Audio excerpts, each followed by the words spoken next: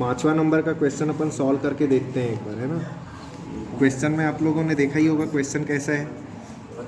Question में Bengal chemical company करके दिया हुआ है। बंगाल केमिकल कंपनी, उसका 2% टोटल लॉस हो रहा है और 10% उसका स्क्रैप हो रहा है। जो 10% स्क्रैप हो रहा है उसमें पहले वाले पे 100 रुपये मिल रहा है और दूसरे वाले में 20 रुपये मिल रहा है। अब प्रोसेस 1 देखते हैं। प्रोसेस फर्स्ट में अपन जितना भी खरीदा और खर्चा होता है उसको डेबिट में लिखते हैं। यूनिट रहेगा और अमाउंट रहेगा, फिर एक यूनिट रहेगा और अमाउंट का कॉलम रहेगा। अब इस क्वेश्चन में जब देखेंगे तो हम लोगों को दिया हुआ है कि हमने 1,20,000 रुपये का सामान खरीदा है। तो 1,20,000 का सामान खरीदा है जिसका यूनिट कितना है 1,000, और रॉ मटेरियल इस तरीके से हमने ख़रीद लिया। उसमें हमने मैन्युफैक्चरिंग वेजेस देखा तो कितना दिया हुआ है 20,500। अब वेजेस में यूनिट नहीं देगा क्योंकि हम वेजेस को पैसा देते हैं, ना कि यूनिट में पैसा देते हैं। जनरल एक्सपेंस 10,300 करके दिया होगा, उसको लिख लेंगे।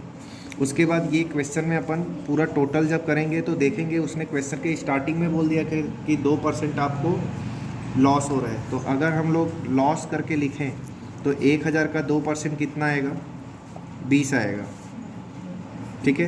अब 1,000 का 2% 20 आया। आगे लाइन में अपन जब देखेंगे तो क्वेश्चन में बोल रहा था कि आपका 10% भी लॉस्ट हो रहा है, तो उसको स्क्रैप वैल्यू करके लिखेंगे और 1,000 का 10% कितना आएगा 100 आएगा।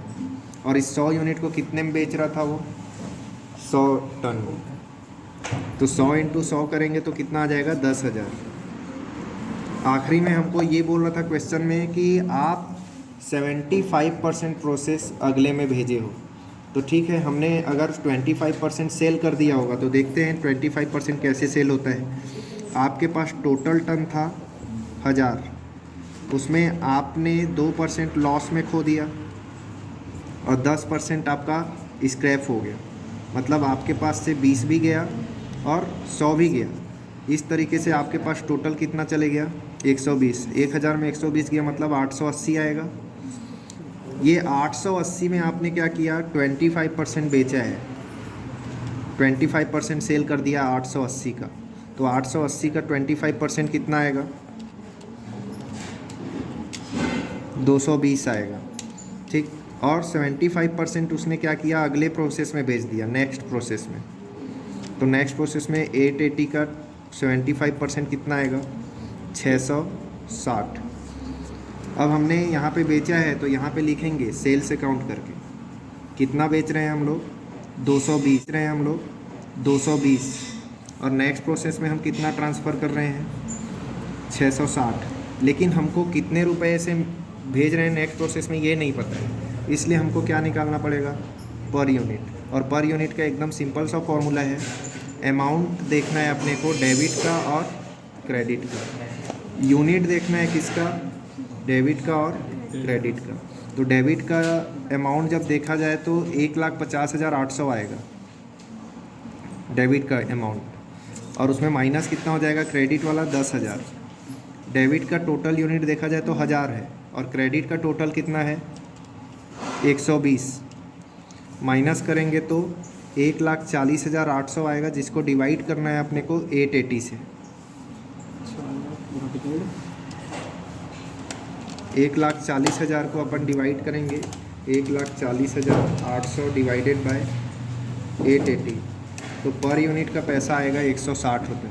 अब दोनों में 160 से मल्टीप्लाई होगा। तो अगर मैं 160 का मल्टीप्लाई 220 से करूं तो आएगा 35,200। और 660 का अगर मैं मल्टीप्लाई करूं 160 से तो वो आएगा 1,05,600। इस तरीके से आपका पहला प्रोसेस बनेगा। सेम चीज़ हमको प्रोसेस सेकंड में करना पड़ेगा। प्रोसेस सेकंड में भी अपने को इसी तरीके से निकालना पड़ेगा। सबसे पहले हमारा जो पिछला प्रोसेस में बचा हुआ था 660 उसको वापस लाएंगे और लिखेंगे टू प्रोसेस ए करके, और कितना है 1,05,600 का। और उसके बाद जितना खर्चा दिया हुआ है उसको अपन लिख लेंगे। जैसे कि इसमें 28,000 का है रॉ मटेरियल 28,000 का था और एक यूनिट 140 दिया हुआ है। उसके बाद अपने को 15,000 दिया हुआ है, 15,000 दिया हुआ है। पूरे खर्चे को जब अपन ऐड करेंगे तो इसमें भी सेम प्रोसेस होगा। हमारा टोटल देखते हैं कितना आ रहा है, 1,05,600 प्लस 28,000 प्लस 15,000 प्लस 3,100, तो टोटल आएगा हमारा 1,51,700 आएगा टोटल। जब इसका पूरा टोटल किया जाएगा तो ये पूरा खर्चा अपने को दिया हुआ था। कुछ खर्चे गलत लिख दिए हमने, 18,520 है, इसको सुधारेंगे। सेकंड प्रोसेस में हमने पैसा गलत लिख लिया है, 18,520 होगा और 7,240 होगा। इस पैसे को अब ऐड करेंगे तो 1,05,600 प्लस 28,000 प्लस 520 प्लस 7,240 को लेंगे तो कितना आएगा, 159,360 आएगा। इसको लिखेंगे। उसके बाद सेम हम उस क्वेश्चन के लाइन को देखेंगे कि उसने बोला था कि पहले और दूसरे प्रोसेस में दोनों में 2% लॉस होता है। तो इस बार टोटल हमारे पास कितने यूनिट हैं, 660 में अगर हम लोग 140 को जोड़ देते हैं तो आएगा कितना, 800। इस 800 का 2% वो ख़राब हो रहा है यानी लॉस हो रहा है, तो कितना आएगा, 16। आगे लाइन में बोल रहा है कि हमने उसको बेचा है, स्क्रैप किया है, उसी 800 का 10% अगर स्क्रैप निकालें तो कितना आएगा, 80। और दोनों यूनिट को उसने कितने में बेचा था, बोला था पहले और दूसरे को 100 से बेचेगा, तो 100 से, तो मतलब ये 8,000 आ जाएगा।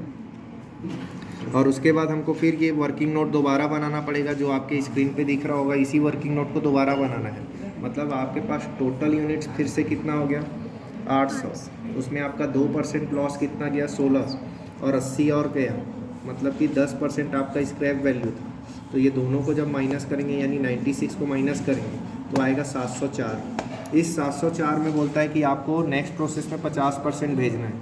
तो हम लोग पहले देखते हैं कि अगर वो 50% सेल करता होगा, ठीक उसी तरीके से जो पिछले में हमने निकाला था कि उसमें बोला था 25% सेल करते हैं, तो हमारे पास अब 50% सेल कर रहे हैं, मतलब 704 का 50% निकालेंगे तो 352 आएगा। उसके बाद 50% उसने बेच नेक्स्ट प्रोसेस में ले गया होगा, तो नेक्स्ट प्रोसेस का क्या होगा, 704 का 50 से जब देखेंगे तो 352 ही आएगा। फिर हमको वहाँ पे पर यूनिट वाला कैलकुलेशन करना पड़ेगा जो हमने पिछली बार किया था। तो पर यूनिट का फॉर्मूला आपके स्क्रीन पे है ही, amount debit minus credit, unit debit minus credit. तो हम जब डेबिट का टोटल देखेंगे तो आया है 159,360, जिसमें माइनस करना है हमको 8,000, और उसके बाद हमको डिवाइड करना है 704 से, क्योंकि डेबिट माइनस क्रेडिट लिखा था, तो डेबिट में हमारा टोटल आ रहा है 800 और क्रेडिट का टोटल कितना आ रहा है, 96। 80 और 16 को जोड़ने पे आया है। उसके बाद हमारा इस तरीके से पर यूनिट का पैसा जब देखेंगे तो 151,360 को डिवाइड कर देना है 704 से, तो 151,360 को डिवाइड जब अपन करेंगे 704 से तो वो आएगा 215 पर यूनिट। और इस 215 का मल्टीप्लाई हमको करना रहेगा 352 से और 352 से, क्योंकि ये हमारा चले जाएगा सेल्स अकाउंट में और ये चले जाएगा नेक्स्ट प्रोसेस में।